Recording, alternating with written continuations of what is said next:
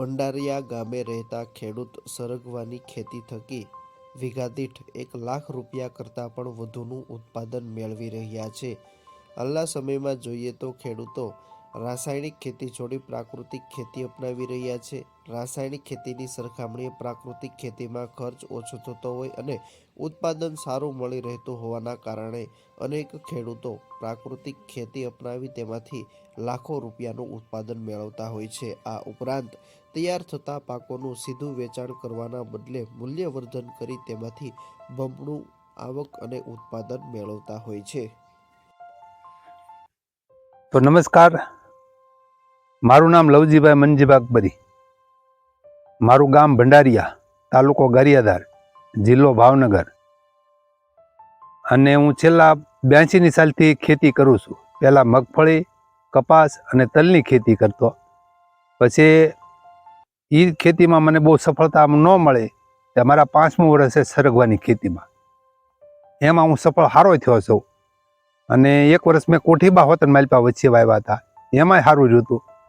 અને પછી બીજા નંબરમાં હરગવામાં તો મારે 2-3 વર્ષ બહુ સારા ગયા છે. 1 વીઘે 1 લાખનો હરગવો થયો હતો. અને પછી પ્લસ જ્યારે હરગવાની શીંગ 11મા મહિને શરૂઆત થાય એટલે શાકભાજીમાં જે શીંગ લીલી જાય 100 રૂપિયાની કિલો હોય, 80 રૂપિયા હોય. પછી જેમાં સમય જતો જાય એમ બીજો મહિનો આવે એટલે માર્કેટ ડાઉન થઈ જાય, 10 રૂપિયા થાય ત્યાં સુધી મેં લીલી શીંગ બેસી હતી. પછી એમ થઈ જાય કે આપણને આમાં મજૂરી નથી મળતી એટલે હરગવાનું કટિંગ કરતી વખતે લીલા પાંદડા ઉતારી લઈએ. લીલા પાંદડાના કિલ્લાના 100 રૂપિયા આવે છે, હુકલ પાંદડાના. એ પાંદડા વેચાય ત્યાં સુધી પાંદડા, પછી એનો પાવડર બનાવું છું અને આખા ગુજરાતમાં મારો પાવડર જાય છે. પછી છોડવે લીલી ફૂંકાઈ ગઈ હોય શીંગ એ ઉતારી લઈએ, એનો પાવડર બનાવું છું, એ આખા ગુજરાતમાં મારો પાવડર જાય છે. એટલે મને આ ખેતી બહુ સરસ લાગી છે અને હું આમાં સફળ સારી રીતે થયો છું. વીઘે કેટલાક રૂપિયાનું ઉત્પાદન મેળવતા હશો અને કેવી રીતે તમારું વેચાણ કરો છો? વીઘે 2 વર્ષ તો મારે લાખ રૂપિયાનો વીઘો ગયો.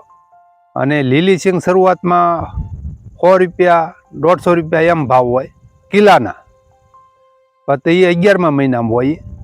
અને પછી જેમાં માર્કેટમાં હરગવો વધુ મળે આવવા એમ પછી ભાવ ઘટતા જાય. પછી છેલ્લે 10 રૂપિયા 5 રૂપિયા થઈ જાય ત્યાં સુધી મેં ઉતારી.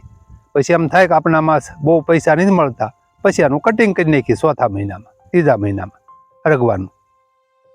તમને કેવી રીતે વિચાર આવ્યો હતો કે પાનનો પણ પાવડર કરીને એનું પણ વેચાણ કરી આવક મેળવી શકીએ? અત્યારે સમાજની અંદર માણસો વધુ બીમાર છે અને હરગવો છે 300 રોગમાં કામ કરે છે. અને મેં મારા શરીર ઉપર અનુભવ કરેલો છે. મને કમર દુખતી હતી, પછી હું પાવડર લઈને ભાવનગર એક આયુર્વેદિક ડૉક્ટર પાસે ગયો. એને મારો પાવડર માગ્યો હતો. એ મને કે તમારી ક્વોલિટી બહુ સારી છે. તો પછી મેં સાહેબને કીધું મને આ કમર દુખે છે અહીંયા. મને કે તમારી પાસે દવા છે, તો મેં એનો યુઝ કેવી રીતે કરવાનો? એ કે તમારે નળના કોઠા મોઢું સાફ કર્યા પહેલાં તમારે હતપ પાણી કરીને 1 ચમચી માલપા નાખી દેવાનો અને તમારે નિયમિત લેવાનો. તે મેં 2 મહિના લીધો એ રીતે, એટલે મને કમરનો દુખાવો મટી ગયો. એ મારો જાતે પોતાનો અનુભવ છે.